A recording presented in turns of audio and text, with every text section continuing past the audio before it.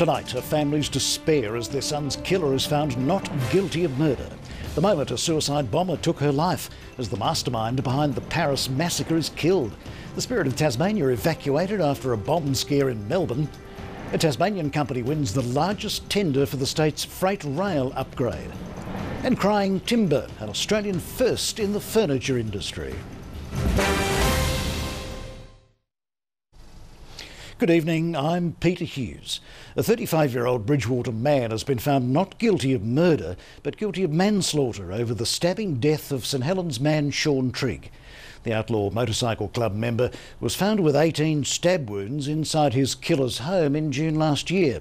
His family today saying he'll be remembered as a hero. Facing the media today, the mastermind of the Paris terror attacks is dead. The confirmation comes as new pictures emerge of the 7-hour gun battle in which he was killed, and the moment a female suicide bomber made a deadly decision.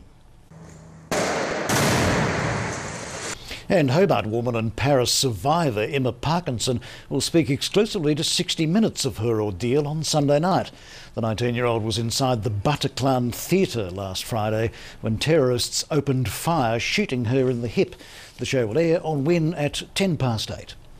Now, in the wake of the attacks, America is tightening security measures for Syrian and Iraqi refugees who want to enter the United States. The House of Representatives has voted in favour of legislation. That means top officials, including the director of the FBI, have to certify that each refugee is not a threat to national security. The measures now have to be approved by the Senate. A Supreme Court jury has been told a man accused of murder intended to bash one of the victims because she interfered with his business.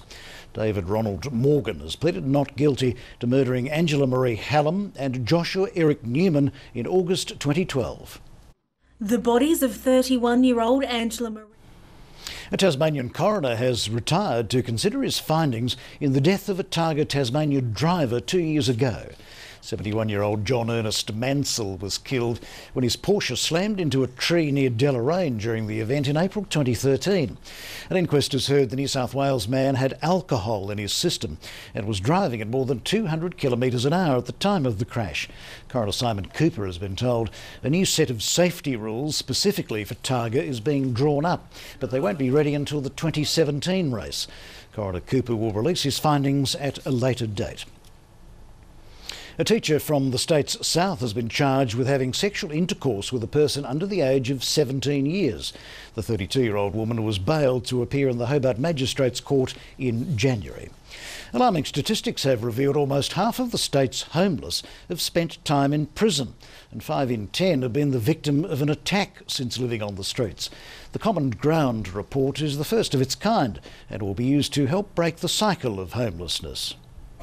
Jo Robinson spent 35 years of her life on the street. Tasmanian company VEC Civil Engineering has won the largest tender for the $120 million freight rail revitalisation project.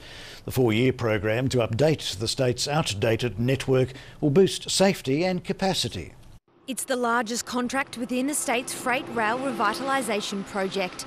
The owner of Tasmanian dairy giant Van Diemen's Land Company has announced it sold the Tasmanian Land Company Group and all of its assets, including VDL, to a private owner. The Taranaki Investment Management Limited says the name of the company couldn't be disclosed. VDL CEO David Becker says the announcement is a positive outcome for the company, with the buyer indicating it has plans to expand the existing dairy, increasing capacity and creating new jobs.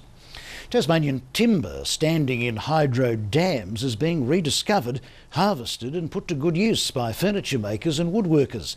And the Australian first hydro wood program is attracting attention far and wide.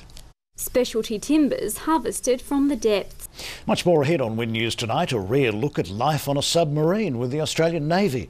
And Hawthorn's premiership party continues with the Hawks taking their 3 cups on a tour of Tasmania.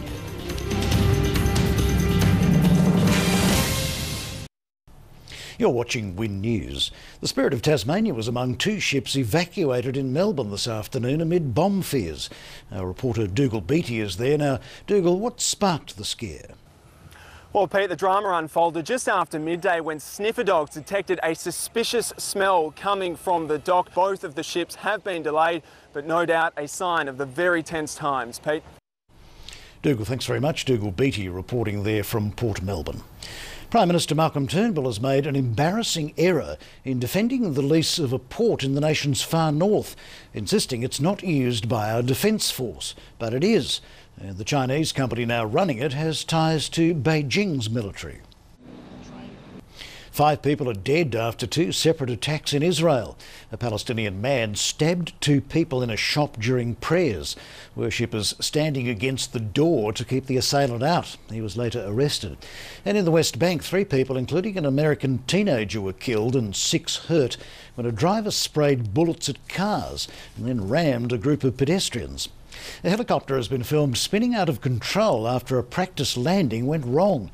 2 people were killed when the aircraft's tail smashed into the ground, causing it to rotate uncontrollably before catching fire. A truck driver in China has been killed in a massive blast after slamming into the back of a tanker carrying chemicals. The tanker instantly exploded into a fireball, spilling its hazardous cargo onto the highway. Incredibly, its driver escaped unharmed. While politicians battle out who will build Australia's new submarine fleet, those already in service still have an important role to fulfil. They remain the stealthy arm of our Navy, and we went on board for a journey into the deep. HMAS Rankin, a black pearl. Hawthorn's post-season party continues, with the Hawks bringing their 3 premiership cups to Tasmania to get up close and personal with fans. Today, the silverware was on show at Hobart's Rest Point Casino.